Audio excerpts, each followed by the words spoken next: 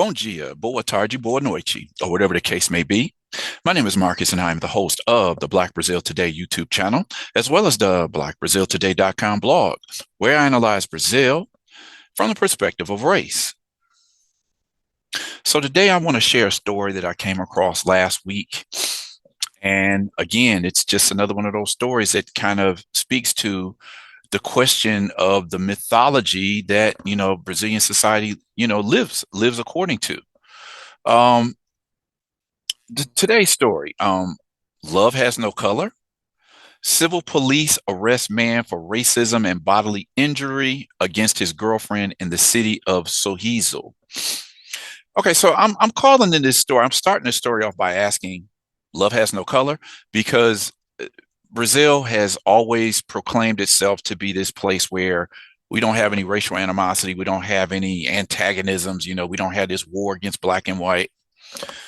And I'm saying it's not necessarily like that, because when you, as I said, once you look behind the smoke screen, you start analyzing the things that people say and people do on a daily basis. It's like, okay, how do we come to this conclusion when the evidence says it's clearly in the opposite direction?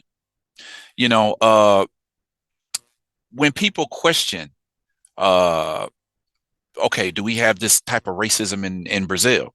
And, one of the first proofs, the quote unquote proofs, is to say, well, we don't have racism in Brazil because, we're all mixed here.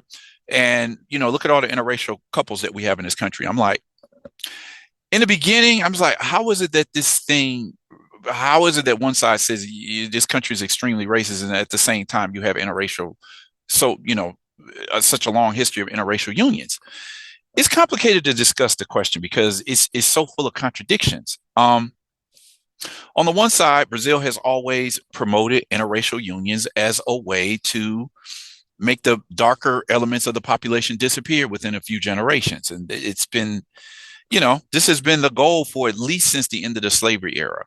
We're not going to just off them all, so maybe they can just mix themselves out of the population. And for years, Black Brazilians never questioned that.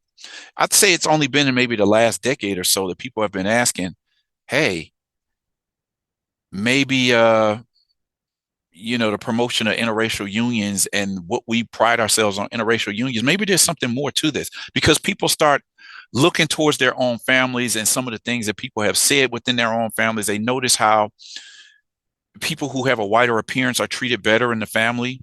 People who have a darker, more clearly black appearance, how they'll be insulted. People talk about their nose, their hair, their skin color. And so, okay, so yeah, it sounds like a contradiction, but the racism with the interracial unions happens side by side. And this leads us to the conclusion that, a lot of Americans understand this. Just because you have interracial unions does not automatically mean that the society is free of racism. Let's take a look at this story. I'm going to talk a little bit more about this, but first I want to share what the story is about. Then you come to your own conclusion, because this is something that's not rare here. Okay. Before I get into the crux of the story, make sure you like this video, share this video, subscribe to the channel, click on the notification bell so that you know when I put up my next video and, videos after that. So for now, let me go ahead and get into the story. Okay. Before I go ahead and, interpret what I see in this story, let me just read, what happened here. Again, love has no color. Civil police arrest man for racism and bodily injury against his girlfriend in the city of Sorriso. Where is Sorriso? I'm going to talk about that too. Since 2023, the racial insult has been considered a crime of racism and is also a non-bailable and imprescriptible offense. Okay. So what's that saying is that in Brazil, racism and what they call injuria, racial, like racial injury, which some people interpret as racial slur. There were, in some ways, there were two different things, because they had two different levels of, how can we say, punishment. If a person was just charged with racial injury, they would get like a simple slap on the wrist. They might pay a fine and walk. But if it's racism, they could actually spend time in jail. So the question of racial insult or racial injury being considered a crime, this has been going on since 2023. And as I've noticed over the years, people are like really much bolder with how they share their racist sentiment. Just like, I don't care, I'm a racist. This is something that I've seen quite a bit over the years. But let's get into this story. Today's story is by Raquel Teixeira. So she's just telling the story of what happened in the city of Sorriso. Sorriso is located in the state of Mato Grosso. This is Mato Grosso here on the Brazilian map here. This is the city of Sorriso located within the state. So the story says a 46-year-old man was arrested on Tuesday, February 4th by the Sorriso police station for the crimes of racial insult, bodily injury, and psychological violence against his ex-partner. On several occasions, he referred to the victim as a stinking black woman. The crime happened in the city of Sorriso in Brazil's Mato Grosso state, what I was just talking about on this map here. The victim, 31, approached the civil police on Monday. After being received at the Center for Assistance to Victims of Domestic and Sexual Violence, she requested an emergency protective measure and recounted a history of violence she had experienced with the subject. Something we have to mention there. There's a history of this guy being violent against her. It doesn't specifically say how long they were together, but let's keep the story going. After seeking help at the Sorriso police station, the suspect that we'll just call NMS, we'll call him NMS, physically assaulted her, throwing a bottle in her direction, which resulted in an injury to the victim's ankle. On Tuesday morning, a sister of the victim witnessed the suspect running after her and verbally insulting her when she called civil police on the 197 number. A team from the Women's Center immediately went to the location and arrested the suspect caught in the act. The victim said she already had a protective order against the suspect, who had previously been arrested for crimes against her. In addition to the physical and verbal attacks, she said that her ex-partner used racial slurs, insulting her with the expressions such as disgusting black woman, stinky black woman from Maranhão. Maranhão is nothing here in Sorriso. Okay. The insults were also made when he was on video calls with his family and showed the victim. Now, just to give you an idea, again, context. Maranhão is a state in northeastern Brazil. Is located here. This is on the Brazil map. Okay, that's the state of Maranhão. Maranhão is known for having one of the larger black populations in the country, along with Bahia. Well, if some people prefer, it could be black and brown population. In both Bahia and Maranhão, the populations, the non-white populations are like 75 to 76% black and brown, if you will. So what he's saying is that, Maranhão, you're from Maranhão, and that's the state of Maranhão is nothing here in Sorriso, where she's living, where they had a relationship apparently. And so he's referring to her, a black woman. He's saying she stinks. Say, oh, you're from Maranhão. In general, when you go to particularly southern states in Brazil, southern and southeastern states, they have a very strong negative stereotype against people from the Northeast. Northeast meaning mostly people of color. So this is, like the elections come up, and it's like people are always talking about who are people going to vote for in the Northeast. The people in the Northeast are going to vote more for the left, right? So throughout Brazil's history, there's been this stigma against black, brown people, as well as people from the Northeast of Brazil. So the Northeast region is like up in here, all of the states, Pernambuco, Bahia, Sergipe, Alagoas, Maranhão, all of these states are in the Northeast. So people come from the Northeast to the South or the Southeast, sometimes for better job opportunities, and they have a negative stigma, because of where they come from. That, along with usually their racial background. So this guy's insulting her because she's from Maranhão and because she's a black woman. But it didn't stop there. Let's keep going. The insults also affected the couple's son when the suspect said that he is white and that his son smells black. The victim also reported that 4 months ago, the suspect burned her arm with hot oil, and on another occasion, hit her on the head with, the edge of the door. I guess he smashed her head with the door, something like that. Deputy Jessica Assis explains that since 2023, racial insult has been considered a crime of racism and is also a non-bailable, imprescriptible offense, meaning someone accused of such crimes cannot be freed on bail and does not have a statute of limitations. We observed the victim's statements. In addition to the seriousness of the physical aggression, the racial slurs offended her to the point where she began to feel diminished and devalued as a human being, she said. The victim's partner was charged with the crimes of bodily injury in the context of domestic violence, psychological violence, and racial insult. The police asked the Sorriso District Court to convert the charge into pretrial detention. Now, what I want to do right now, I've talked about this plenty. This is not the first time I've talked about this idea. Oh, well, it's a black guy and a black woman and a white man being married and they had kids. How can he be racist? Well, this is showing you. I mean, how many more cases do we need? I've shown several different cases of the racial sentiments of a person married across racial lines, and they still have this racist sentiment towards the non-white partner. So this is not something new. And it was funny because as I was reading about this case, came to mind this video from a TikToker that I like to check out her content because she spits facts raw.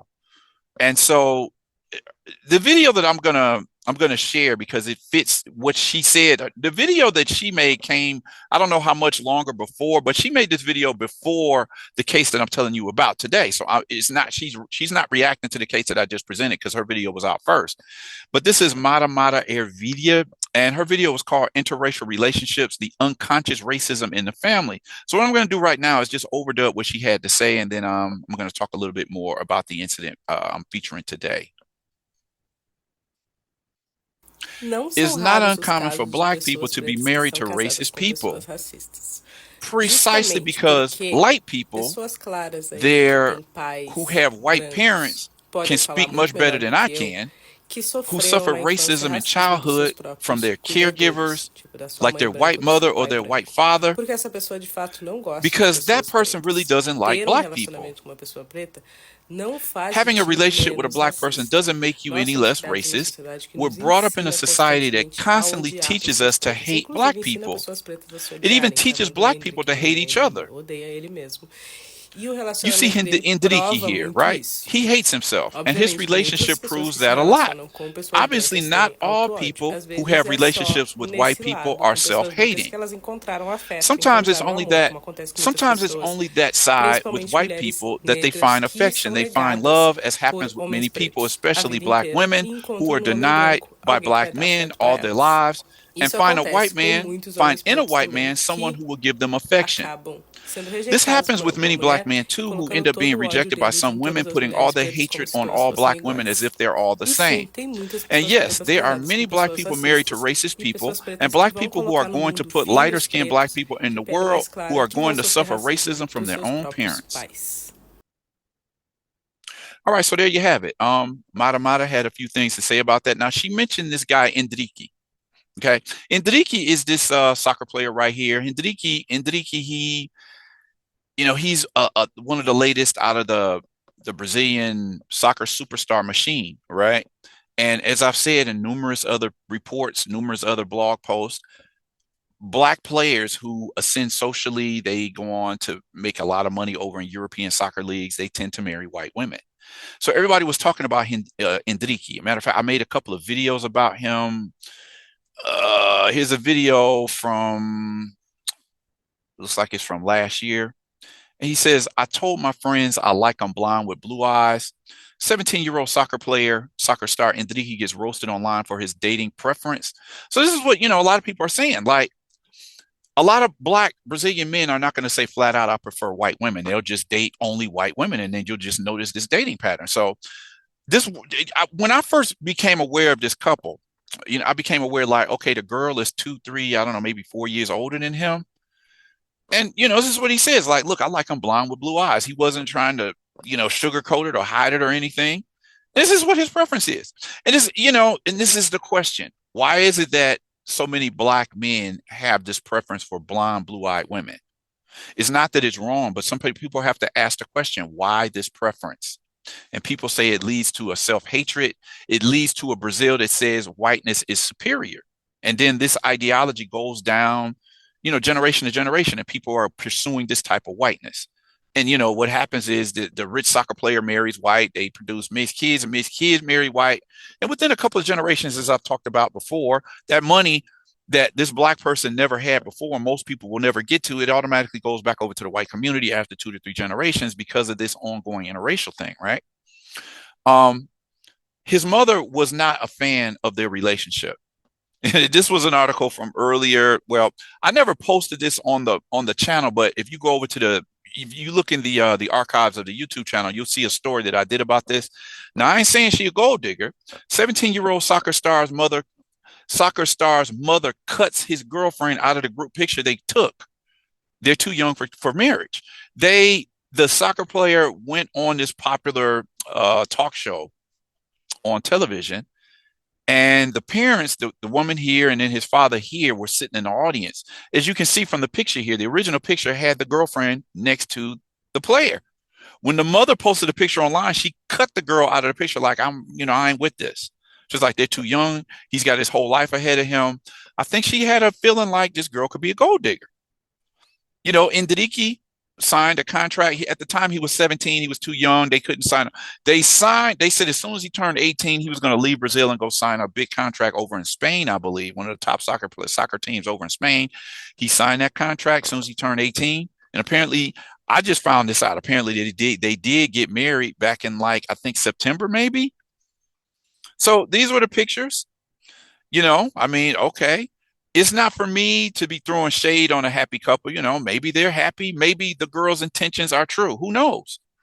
This reminded me of a recent case here in the States. There was I think he was a popular football player in the US, and people were warning him about this woman who had said she had no interest in him. And then all of a sudden, she's now interested in him, and people were just like, look out.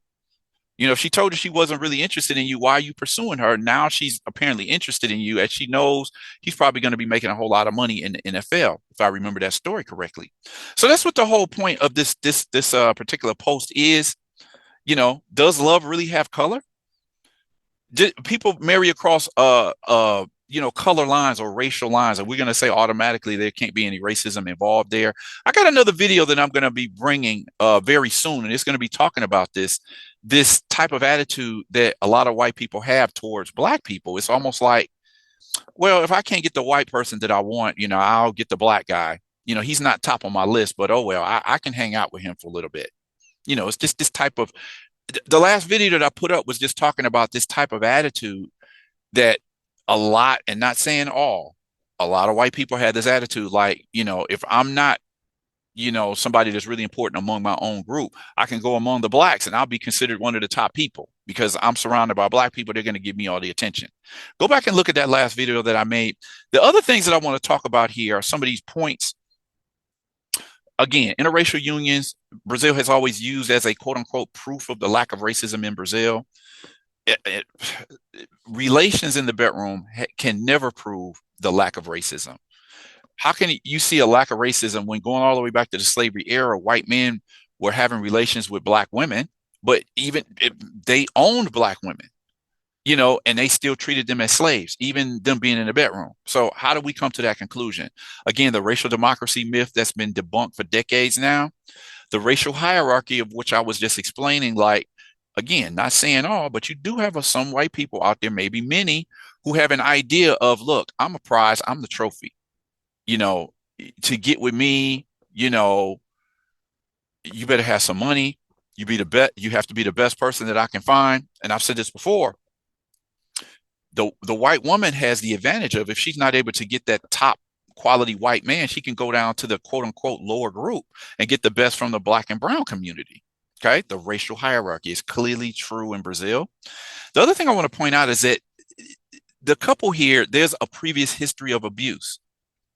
So why was this woman willing to stick out this relationship even while there was abuse going on for, it didn't specify how many years, but this wasn't something new. The couple had been having this type of trouble for a while, which points to a question that I talked about last year, this question of willingness of black people to maintain their partner, how long they're willing to stick out the relationship for a black partner versus a white partner. There was somebody else who had pointed this out, and there was a video that I did about this.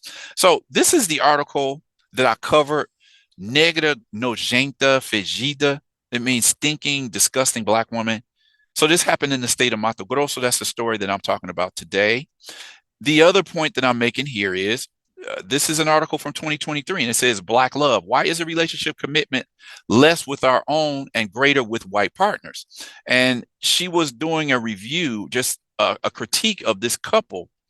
This is a popular dancer. I think her name is Evie Pizzacci, and her husband, they split up. I think they got back together. But the writer of this question, of this article, was asking, why is it that we seem, as Black people, when there's a first hint of trouble with a Black partner, we're ready to hit the door, ready to end the relationship. But if it's with a white partner, we're willing to stick it out. That's the question that she was asking in this particular article. Just so you know, Evie Pizzacci, she's a popular dancer. A lot of people know her from this TV show she used to be on, False Down, a Sunday evening, a variety show. You know, it was always very few Black women on that show, but she was one of the ones on that show. And people were just asking that. This is a point that she's making. It seems that we value relationships with white people more than we value relationships with our own. Why is that? Let me see what other points I wanted to make here. Being in an interracial relationship is not synonymous with racism being over, which is a point I've made over and over. Racism in interracial relationships, one of the reasons why Black people are willing to stick it out with a white partner longer is because they're taught to overvalue whiteness. This is what I'm talking about from the Brazilian perspective, but we can look at this throughout the diaspora. Why do we seem to have this higher standard? Why do we seem to believe that on the other side of the fence is always going to be greener pastures, right? The pillars of Brazil, the three, like the main pillars in Brazil that support the quote unquote idea of a racial democracy and interracial unions is one of them. The final pillar of the debunked racial democracy. Postdoctoral research project exposes racism and racial hierarchies within interracial relationships and families. Study exposes racism in interracial families, debunking one of Brazil's greatest myths. That's what the point here is. This article I did in 2013 said how interracial relationships are one of the most glaring symptoms of Brazilian racism. I actually did a video about that. These are all articles where I look at what does it really mean? I mean, what do interracial relationships really tell us about Brazil? Because people hold it up as a pillar of a racial democracy when in many ways it proves just how racist it is. Okay, go to Black Brazil today and just type in the keywords interracial relationships, and you'll see a bunch of these articles pop up where I just look at it more critically. Okay, okay, these are articles that I've already talked about. I've already talked a little bit about Enrique. So that's what I wanted to share today. I want to know what you all thought about today's video. You know, I got a a message on the comment section a couple of days ago, and the woman came in and just started going off. You know, apparently she felt the need to tell me that she was mixed and, you know, you're a segregationist. Why are you saying this stuff? I'm like, because it's true. Why is it that when you like take the rose colored glasses off of people or you smash their perfect picture, people get upset? It's just like, this story is news. If you listen to enough Brazilians who are willing to look honestly at the racial situation in Brazil, this doesn't have to be me talking because I am not Brazilian. This is what Brazilians are saying. I get my sources from Brazilian news sources, from Brazilian social networks, and Brazilians themselves are talking about this. So why is it a problem when I bring this news to the forefront? Anyway, I'm going to leave that there. Drop a comment in the comment section. I would love to hear what you all thought about this. Definitely like the video, share the video, subscribe to the channel. Click on the notification bell so that you know when I put up another video. With that said, I'm going to end this video here. Request that you all come back. Check out the next video that I post here at Black Brazil Today.